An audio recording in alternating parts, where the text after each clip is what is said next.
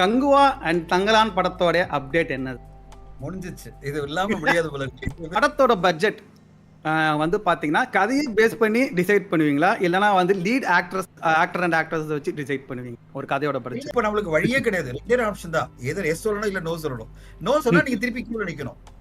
திட்டரில் முரட்டு குத்து, அதுக்கப்புறம் பல்லு படாம பார்த்துக்கணுன்ற மாரி ஒரு சில படங்களுக்கெல்லாம் பேர் வைக்கிறாங்களே, அத பத்தி நீங்க என்ன நினைக்கிறீங்க? நீங்க சமுதாயத்துக்கு கருத்து சொல்லனாலும் பிரச்சனை இல்ல. அட்லீஸ்ட் உங்களால யாரும் சமுதாயத்துல பாதிக்கப்படக்கூடாதுன்னு நினைக்கிறேன். ரெட் ஜெயண்ட் மோனோபோல பத்தி என்ன நினைக்கிறீங்க? பாத்தீங்க ரிலீஸ் ஆன மறுநாள் அந்த படம் அப்படி டேக் ஓவர் பண்ணுது.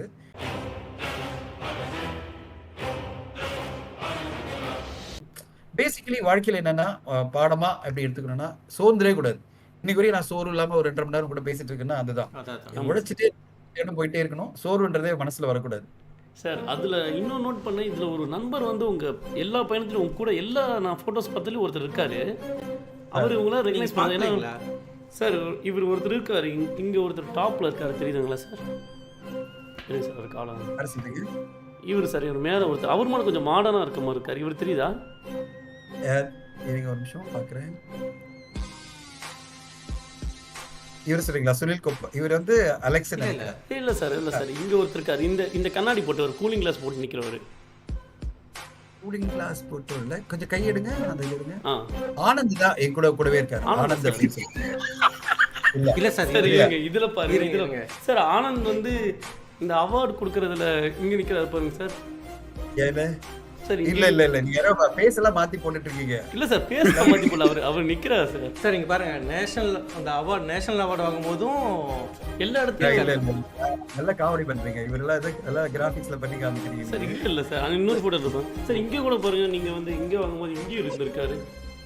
ஐயோ சார் தான் இல்ல பாருங்க சார், நல்ல காமெடி பண்றீங்க. சரி, ஸ்டாக்கர் மாதிரி இருக்கே சார். அவருதான் இப்ப உங்களை கேள்வி கேட்க இப்ப அடுத்த நண்பன்றோன்னு சொல்லிட்டு வியூவர்ஸோட கேள்வி கேட்க வந்திருக்காரு.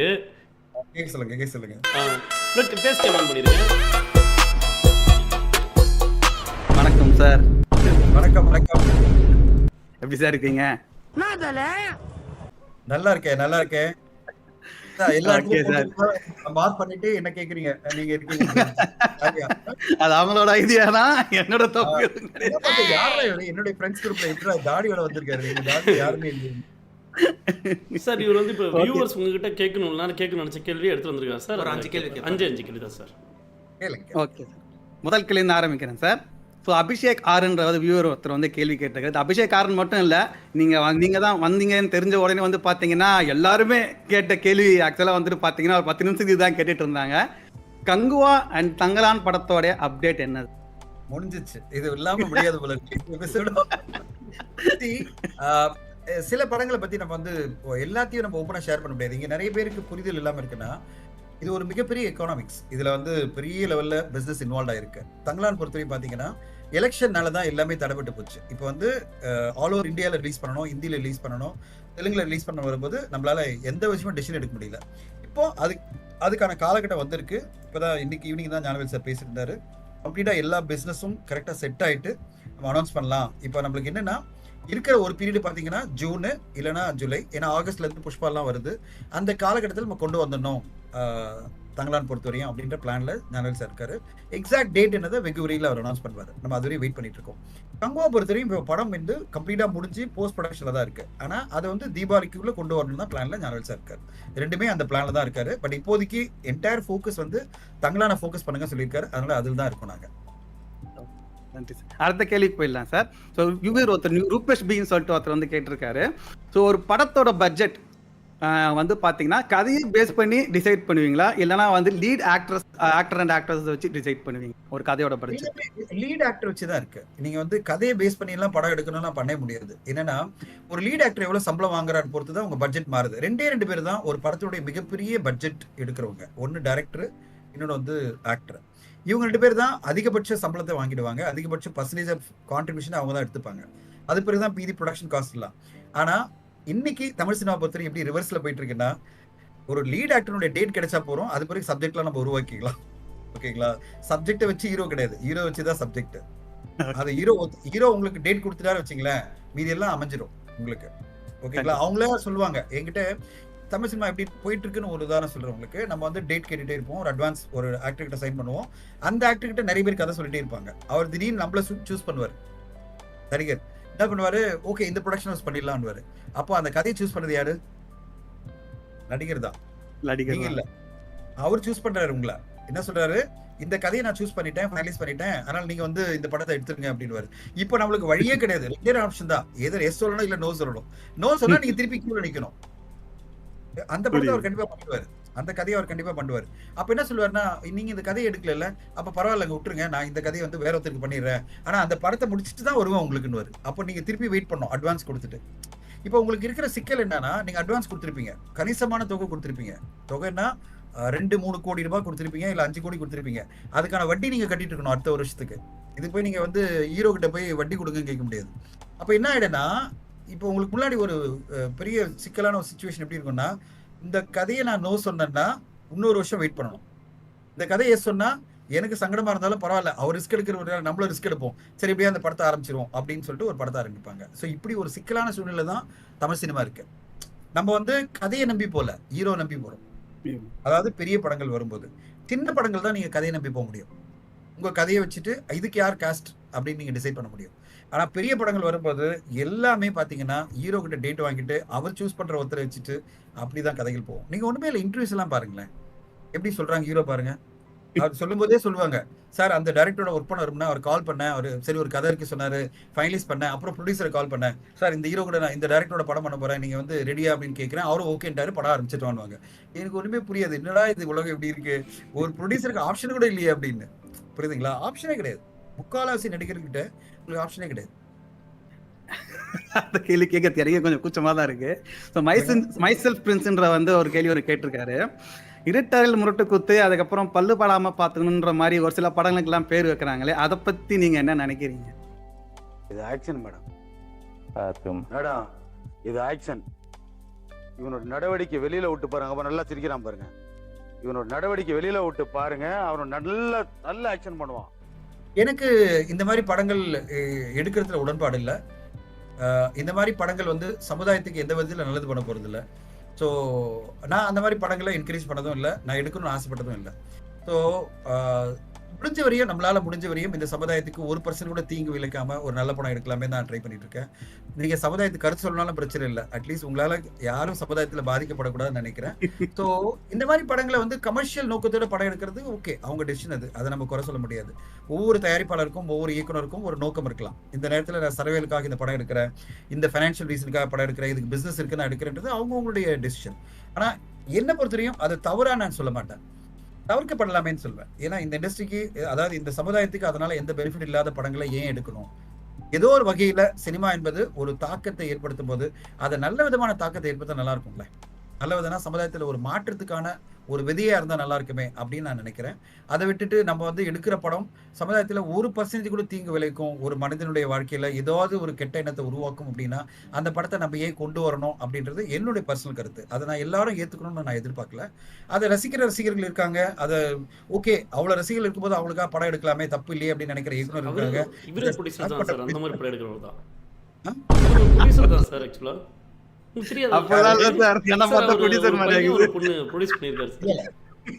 நீங்க அதை நான் தப்புன்னு சொல்ல மாட்டேன், அதான் சொல்றேன். அது உங்களுடைய எண்ணமா இருக்கலாம். குறைந்த நேரத்துல ஒரு படத்தை எடுத்துட்டு அடல்ட்ஸ் காமெடி ஒன்று எடுத்துட்டு பணம் சம்பாதிக்கலாம், குறுகிய காலத்துல படம் எடுக்கலாம், அப்படியே ஒரு இண்டஸ்ட்ரி இருக்குல்ல. சரி இப்ப பாத்தீங்கன்னா ஒரு சேனல் ஒன்று இருக்கு, ஓடிடி சேனல்ல ஒன்லி அடல்ட் காமெடி மட்டுமே கொடுத்துட்டு பெரிய லெவல்ல சக்சஸ் ஆயிருக்கு. ஓகேங்களா? நீங்க யூடியூப்ல இருக்குல்ல, பாத்தீங்களா? அவர் பாப்பாரு, எல்லாம் சப்ஸ்கிரைப் பண்ணி வச்சிருக்காரு. எது சார் ஆகாவா இல்ல ஓடிடி? இல்ல அது வேற சார், யூல ஆரம்பிக்கும் அதானே சார்? யூல ஆரம்பிக்கும். அந்த ஓடிடி சேனல் எல்லாமே வல்கரான வீடியோஸ் தான் இருக்கும். வல்கரான வீடியோ, வல்கரான இது. அவர் சப்ஸ்கிரைப் பண்ணிப்பாரு, சொல்லலாம். நான் அதை தப்பு நான் சொல்ல மாட்டேன்ல, அது வந்து அவங்களுடைய பிசினஸ் ஸ்ட்ராட்டஜி. என்ன சொல்றீங்க? அது அவங்க பிசினஸ் ஸ்ட்ராட்டஜி, நம்ம குறை சொல்ல முடியாதுல்ல. நம்ம வந்து என்னால அது பண்ண முடியாது, என்னால அதை ஏத்துக்கவே முடியாது. ஒருவேளை இப்படி இருக்கலாம்ல, அதாவது மகள்களை பெற்ற அப்பாவுக்கெல்லாம் அது ஒரு சங்கடமா இருக்கலாம். ஓகேங்களா? ஒன்லி அந்த மாதிரி மகள்கள் பெக்காத அப்பாக்களுக்கோ இல்ல ஆண்கள் மட்டுமே இருக்கிற ஒரு ப்ரொடியூசருக்கோ இதெல்லாம் வந்து ஈஸியா இருக்கலாம். எதுவும் சொல்ல முடியாது, காரணம் சொல்ல முடியாது.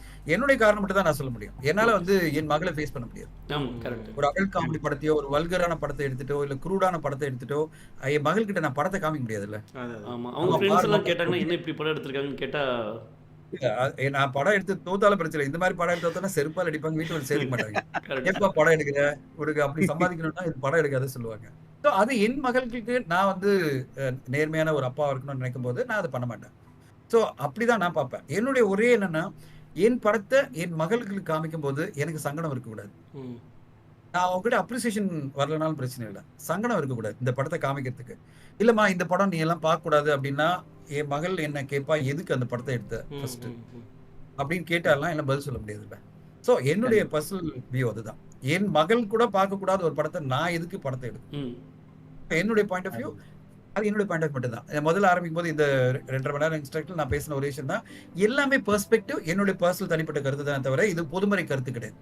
இது திருக்குறள் இல்லை, எல்லாரும் ஏத்துக்கணும்னு அவசியம் இல்லை. இதுதான் வந்து உலக நீதியும் கிடையாது. கண்டிப்பா ஆளாளுக்கு ஒரு நீதி, அந்தந்த நீதிப்படி அவங்க பயணிக்கலாம். என்னோட நீதி இதுதான். கண்டிப்பா. ரொம்ப நன்றி சார், அருமையா சொன்னீங்க. நீங்க கடைசி நன்றி. கேள்வி கேட்டுடலாம் சார். லலித் கிஷோர்ன்றவர் வந்து பாத்தீங்கன்னா ஒரு கேள்வி ஒன்று கேட்டிருக்காரு. ரெட் ஜெயிண்ட் மோனோபோல பத்தி என்ன நினைக்கிறீங்க சொல்லி கேட்டிருக்காரு. மோனோபொலின்றதே என்ன பொறுத்தவரை எதுவுமே இல்லைங்க. சினிமால மோனோபொலின்றதே கண்டென்ட் மட்டும் தான். ஓகேங்களா, உங்க கண்டென்ட் எல்லாம் இருந்ததுன்னா நீங்க மோனோபிளைஸ் பண்ணலாம். ஓகே, இவங்க தான் மோனோபிளைஸ் பண்ணுவாங்க, அவங்க தான் மோனோபிளைஸ் பண்ணுவாங்கன்றது எதுவுமே கிடையாது. அந்த மோனோபிளைசிங்ன்றதே கண்டென்ட்டோட விக்டரி கொடுக்குற ஒரு ஸ்ட்ரென்த் தான். இப்போ ரெட் ஜெயிண்ட்டுக்கு அவங்க வருகிற ஒரு படமும் வெற்றி அடையும் போது ஆட்டோமேட்டிக்கா அவங்க கையில கண்ட்ரோல் வந்து நிற்கும். அவங்க படங்கள் வெற்றி அடையாத போது அவங்க கையில கண்ட்ரோல் இருக்காது. யார் அந்த மாதிரி கண்டென்ட் கொடுக்குறாங்களோ அவங்க கையில கண்ட்ரோல் போயிடும். ஸோ இது சினிமால மட்டும் யாருமே மோனோபிளைஸ் பண்ண முடியாதுதான் 90 வருஷம் சினிமா சொல்லிக்கிற பாடம். சார் ஆனா விஷால் அவரு எந்த ஒரு படம் நடிகரோ வரக்கூடாதுன்னு சொல்லி இப்ப ரீசெண்ட் இல்ல இன்டர்வியூஸ் அதெல்லாம் வந்து போய் அதெல்லாம் போய் ரெட் ஜெயின் கூட நான் பயணிச்சிட்டு இருக்கேன். அவங்களுக்கு கூடவே பயணிக்கிறேன். அவங்க எதிராக எதுவுமே பண்ண, அவங்க எதிராக எந்த படத்தை தடை பண்ணதும் கிடையாது, எந்த படத்துக்கு நெகட்டிவா வந்ததும் கிடையாது. காம்படிஷனா வரும்போது அவங்க வின் பண்ணணும், அவங்க அதுக்காக அவங்க பண்ற ஸ்ட்ராட்டஜி நீங்க தப்புன்னு சொல்ல முடியாது. இல்ல ஸ்ட்ராட்டஜிங்கிறீங்களா சார் அதை அதிக லெவல்ல ரிலீஸ் பண்ணணும்னு நினைக்கிறது அவங்க வியாபாரத்துல அவங்க பண்ற தப்பா நம்ம எடுக்க முடியாது. ஏன்னா அவங்களுக்கு தொடர்ந்து படங்கள் இருக்கு, அந்த படங்களோட ஸ்ட்ரெங்க்ல அவங்க எதிர்பார்க்கறாங்க.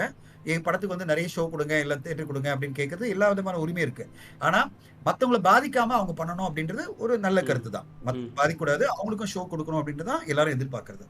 இப்போ ஓரளவு அவங்களும் பிசினஸை புரிஞ்சுக்கிட்டாங்க. ஒரு சில விஷயங்கள் தவறா நடக்கும்போது நிறைய கமெண்ட்ஸ் எல்லாம் வந்த போதுக்கு அவங்க இப்போ வந்து கிளியர் கட் ஆயிட்டாங்க. இல்ல இப்போ எந்த அளவுன்னா அரண்மனை 4 வரணும்னு நினைக்கும் போது விஷால் அவர்கள் ஒரு கருத்து சொல்றாரு. உடனே அவங்க வந்து எல்லாரும் பேசினா டிசைட் பண்ணாங்க, படமே கொண்டு வரணும், அடுத்த வாரம் போய்க்கலாம், அவங்க ரிலீஸ் பண்ணிக்கிட்டோம். ஏன் தகராறு பண்ணணும், எதுக்கு இந்த மாதிரி ஒரு நெகட்டிவான ஒப்பீனியன் வரணும்னு சொல்லிட்டு ஒதுங்கி போயிட்டாங்க. ஸோ இதுதான் என்ன பொறுத்தவரை பெஸ்ட்டாக பார்க்குறேன். நான் இன்ஃபேக்ட் கால் பண்ணி அப்ரிஷியேட் பண்ணேன். நல்ல விஷயம், நீங்கள் வந்து ஒதுங்கிட்டு அடுத்த வாரம் போயிட்டீங்க. ஏன்னா இந்த ஒரு கான்ட்ரவர்சி தேவையில்லாத கான்ட்ரவர்சி. ஏன்னா சினிமாவுக்கு இன்னொரு சினிமா காம்படிஷனே கிடையாது. சினிமாவுக்கு இருக்கிற ஒரே காம்படிஷன் வந்து யாருக்கிட்டனா ஆடியன்ஸ் கிட்ட, பைரசி கிட்ட மட்டும்தான். ஏன்னா ஆடியன்ஸ் காம்படிஷன் அப்படின்னா எதுக்கு சொல்ல வரேன்னா, ஆடியன்ஸ் ஒரு விதத்துல ஒரு படத்தை எதிர்பார்த்து உட்காந்துருக்காங்க. அவங்க உங்க படத்தை வந்து எப்படியாவது ட்ரோல் பண்ணணும், உங்க படத்தை வந்து ரிஜெக்ட் பண்ண தான் உட்காந்துருப்பாங்க. ஏன்னா 90% என்ன ஃபுல்லா இது பக்கம் மொக்கையா தான் இருக்கும் அப்படின்னு எண்ணத்துல தான் வருவாங்க. ஒரு சில படங்கள் தான் எதிர்பார்ப்புல வருவாங்க, மீதி எல்லா படத்துக்கும் வந்து மொக்கையா தான் இருக்குதுன்னு வருவாங்க. அவங்களை சர்ப்ரைஸ் பண்றீங்க பாத்தீங்களா, you are winning over the audience. அதுதான் உங்களுடைய மிகப்பெரிய ஒரு சேலஞ்ச். ஒரு தயாரிப்பாளருக்கும் ஒரு இயக்குனருக்கும் அதை வின் பண்ணும்போது அந்த விக்டரி பெருசா வருது. ஸோ உங்களுடைய போட்டி வந்து திரையரங்கு எடுக்கிறதுலையோ இல்லை வந்து ஷோ எடுக்கிறதுலையோ இல்லை டிஸ்ட்ரிபியூட் எடுக்கிறதுலையோ இல்லை. போட்டி வந்து உங்களுக்கு எங்க இருக்குன்னா ஆடியன்ஸ் கூட தான் இருக்கு. அவங்கள திருப்திப்படுத்துறது தான் உங்களுடைய சக்சஸே இருக்கு. அவங்க திருப்திப்படுத்திட்டீங்கன்னா மினிமம் ஸ்கிரீன் வச்சு நீங்க மேக்ஸிமம் பண்ணலாம். ஒரு உதாரணம் உங்களுக்கு சொல்லி முடிக்கிறேன். அந்த விஷயத்துல பீஸ்ட்னு ஒரு படம் வருது, அது எதிர வந்த படம் பாத்தீங்கன்னா KGF 2 ஞாபகம் இருக்கா உங்களுக்கு? KGF 2 பாத்தீங்கன்னா தமிழ்நாடு ஃபுல்லா 120 ஸ்கிரீன் கூட கிடைக்கல. ஷோ வைஸ் பாத்தீங்கன்னா 200 ஷோ கூட கிடைக்கல. பீஸ்ட் மொத்தமா 800 ஸ்கிரீனை அப்படி கண்ட்ரோல் பண்றாங்க. ஏன்னா பெரிய எதிர்பார்ப்பு இருக்குல்ல, சன் பிக்சர்ஸ் படம், விஜய் சார் நடிச்சிருக்காரு அப்படின்னு ஒரு பெரிய குரூப்ல வருது. அந்த படத்துக்கு 120 ஸ்கிரீன் தான் கிடைக்குது. நான் வந்து திரு SR பிரபு கூட பேசிட்டே இருக்கேன். சார் நான் வந்து சும்மா சார் ஒரு வாரம் தள்ளி கூட வரலாம் போல இருக்கேன், எப்படி சார் பண்ண முடியும், அவங்க டிசைட் பண்ணிட்டாங்க ஆல் இண்டியா லெவல்ல பேன் இண்டியா ரிலீஸ் பண்றாங்க, நம்ம வந்து தான் ஆகணும் அப்படின்னாரு. எவ்வளவு சார் கிடைச்சதுன்னா 120 ஸ்கிரீன் கூட கிடைக்கல, அதுல 2 ஷோ கூட கிடைக்கல அப்படின்னாரு. சரி பரவாயில்லன்னு போட்டாச்சு. நம்ப மாட்டீங்க, ரிலீஸ் ஆன மறுநாள் அந்த படம் அப்படி டேக் ஓவர் பண்ணுது. நாங்க ஸ்கிரீன் ரன் பண்ணிட்டு இருக்கேன், நான் கிரீன் சினிமா ரன் பண்ணிட்டு இருக்கேன். நான் சொல்றேன் நம்ப மாட்டீங்க. இப்போ பீஸ்ட் எடுக்க முடியாது. பீஸ்டும் நல்ல ஓப்பனிங் இருக்கு. டக்குன்னு என்ன பண்றோம், பீஸ்ட் எப்ப முடியுதுன்னா மிட் நைட்ல முடியுதுன்னு வச்சுங்களேன். அடுத்ததா ஷோ இருக்கு பாத்தீங்களா, அந்த 2 ஷோ அந்த படத்துக்கு ஓ gift கொடுக்குறோம். 24 ஹவர்ஸ் ரன் பண்றோம். பர்மிஷன்ஸ்லாம் வாங்கி லோக்கல் போலீஸ் ஸ்டேஷன்ல சொல்லி. சோ ஓ. அவங்க 4 ஷோ போடுது கேஜிஎஃப், இது பீஸ்ட். 2 ஷோ வந்து அதே மெயின் ஸ்கிரீன்ல. இது ரெட் ஜெயண்ட் சொல்ல முடியாதுல்ல, ஆமா ஏன்னா நான் 4 ஷோ கிளிக் பண்ணல. 2 ஷோ என்ன பண்ணாங்கன்னு வந்து எல்லாமே நான் இல்ல, தமிழ்நாடு ஃபுல்லா என்ன பண்ணிட்டாங்க எல்லா தியேட்டரும், ஓகே பீஸ்ட் ஷோ கட் பண்ண கூட சொல்லிட்டீங்களா, நாங்க பீஸ்ட் ஷோ கட் பண்ணல, அடிஷனல் ஷோ இன்க்ரீஸ் பண்ணி நான் வந்து கேஜிஎஃப் 2 போடுறோம். கேஜிஎஃப் 2 2 ஷோ பெரிய ஷோ போடுறோம். இன்ஃபேக்ட் அதனுடைய நம்பர் ஆஃப் ஷோ இன்க்ரீஸ் ஆகுது கேஜிஎஃப் 2க்கு டிராமாட்டிக்கா. 24 ஹவர்ஸ் தியேட்டர் ரன் ஆகுது. இந்த படம் 120 கோடி கலெக்ட் பண்ணா அந்த படம் 100 கோடி கலெக்ட் பண்ணுது. ஓகேங்களா, தமிழ்நாட்டுல. இது உதாரணம் நீங்க மனசுல எப்பவுமே வச்சுக்கணும். சினிமா பொறுத்தவரையும் the competition is for the content, not for நல்ல the படமா theater. இருந்தா எதா இருந்தாலும் ஓடிடும். இப்போ கேஜிஎஃப் 2 விக்டரி எப்படி பாக்குறீங்க? கேஜிஎஃப் 2 யார் நம்ம ஹீரோ நடிச்சாரா? இல்ல யஷ்னோத்தர் நடிச்சார். அவர் நடிச்சு அந்த படம் அப்படி டிராமாட்டிக்கா டேக் ஓவர் பண்ணி 3-4 வாரங்கள் பிரமாதம் கலெக்ட் பண்ணி நான் ஸ்டாப் ஷோ ரன் பண்ணிட்டே இருக்கோம். இன்ஃபேக்ட் எங்களால ஒண்ணுமே பண்ண முடியல, தியேட்டர் ரன் பண்ண முடியல. ஏன்னா 24 ஹவர்ஸ் ஷோ ஓடிட்டு இருக்கு. கேமரா எல்லாம் வந்து ஹீட் ஆயிட்டே இருக்கு. நான் சொல்றது ப்ரொஜெக்டர் எல்லாம் கொஞ்சம் என்ன பண்றதே தெரியல. அவ்வளோ 24 ஹவர்ஸ் ரன் பண்ணிட்டு இருந்தோம் 2 வாரங்களுக்கு. ஏன்னா பீஸ்ட் நல்லா ஓடிட்டு இருந்தது. ஆனா ஈக்குவலா அந்த படம் ஓடுது, அந்த அளவு ஷோ கொடுக்குறோம். அப்போ கண்டென்ட் தானே ஃபைனலா வின் பண்ணுது. கரெக்ட்.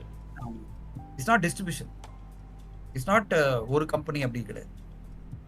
யாருனாலும் வின் பண்ணலாம். கண்டென்ட் மட்டும் கொடுத்தே போறோம், நல்ல கண்டென்ட் கொடுத்தீங்கன்னா வின் பண்ண முடியும். அதுதான் ஆடியன்ஸ் கொடுக்குற அந்த மிகப்பெரிய ஒரு பூனா பாக்குறேன். ஆடியன்ஸ் வந்து ஒரு நல்ல கண்டென்ட் மட்டும் கொடுத்தீங்கன்னா போறோம், செலிப்ரேட் பண்ணுவாங்க. சூப்பர். நன்றி சார், நன்றி. All the best sir for your நன்றி. ஃபியூச்சர்.